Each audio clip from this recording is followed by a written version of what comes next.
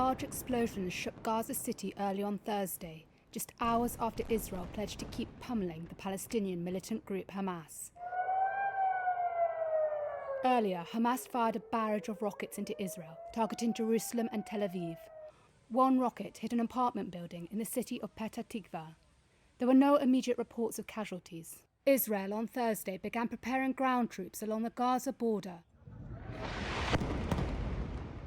This week has seen the most intense conflict between the two sides since 2014 and has prompted Washington to send a top diplomat to the Middle East.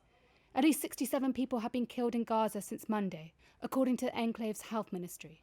7 people have been killed in Israel, medical officials said. In a phone call with US President Joe Biden, Prime Minister Benjamin Netanyahu said Israel would continue to target the military capabilities of Hamas. Still, Biden said he was confident the conflict would end soon. My expectation and hope is that this will be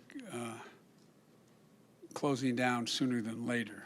But Israel has a right to defend itself. But like Netanyahu, Palestinian President Mahmoud Abbas remains defiant. I direct my speech specifically to America and Israel. We are fed up. Go away from us. Leave us. We will stay like a thorn in your eyes. We will never leave our country. End your occupation today before tomorrow. There have been clashes between Palestinians and Israeli forces in the West Bank. Violence also flared in mixed Jewish-Arab towns in Israel, like Lod. Explosions could be heard and police vehicles were set on fire, despite the police imposing a rare nighttime curfew.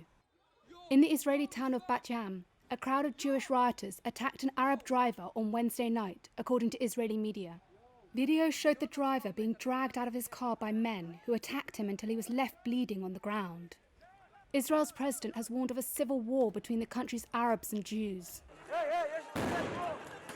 The violence follows weeks of tension and clashes between Israeli police and Palestinian protesters outside the Al-Aqsa Mosque in Jerusalem during the holy Muslim month of Ramadan.